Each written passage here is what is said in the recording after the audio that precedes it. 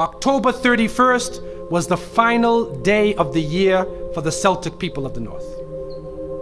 And that day was called the day of SAMHAIN. And this individual, wal-iyadhu billah, was supposed to be their god of the spirits of the dead, of evil again. And according to their belief, the evil spirits would rise to the surface and would terrorize people on that evening.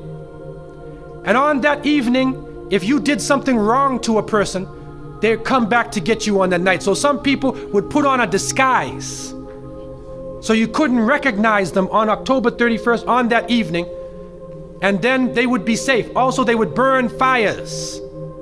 Now the only thing we find left of that is the jack-o'-lantern that they will put inside of their window, made from the pumpkin. What actually happened in Europe is that the church moved All Saints' Day, a day for the saints. They moved it from May 13th to November 1st in 1834 AD. And so what they said was that the 31st night is All Hallows Evening. All Hallows Evening, which in America later became known as Halloween. Halloween. And they depict the forces of evil.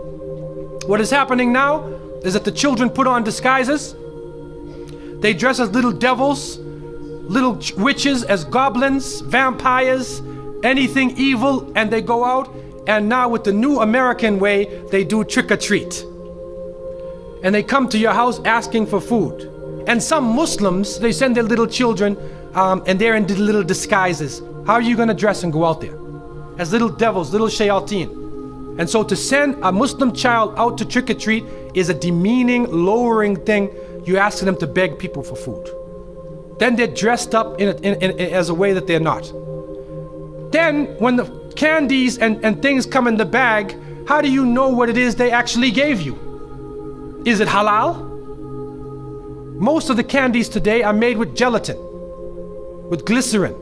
They're made with pork products. And what is also happening is that there are some evil, wicked-minded people who are attacking children on that night. And there are literally groups of Satanists who are capturing children, sacrificing the child on that evening of Samhain, supposedly to get more spiritual power. It's happening right now. And so from so many angles, Muslims should have nothing to do with Halloween. And it is important for Muslims to have basira, that they should have the insight to look through affairs and do not just blindly follow. The Prophet, peace be upon him, said, you will follow them. You will follow the people who came before you inch by inch, foot by foot. Even if they crawl into the hole of a lizard, you crawl inside there with them. And then they said, who are these people? Are they the Christians and the Jews? And the Prophet, peace be upon him, said, who else? And so it has come to pass. And you can't Islamicize these occasions. You can't use Arabic names and Islamic symbols to make it halal. And secondly, it is important for Muslims to cherish their own holidays. When the Eid al-Fitr comes, take the day off. There are some Muslims who go to work on Eid. They go to Eid prayer and they go to work.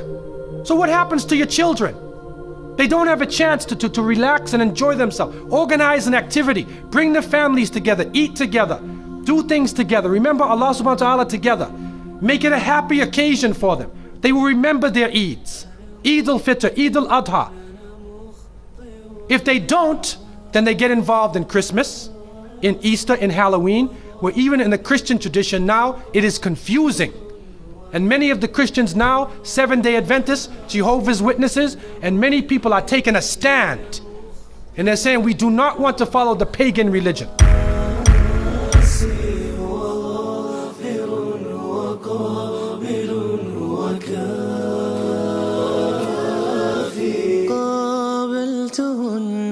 ثلاثة بثلاثة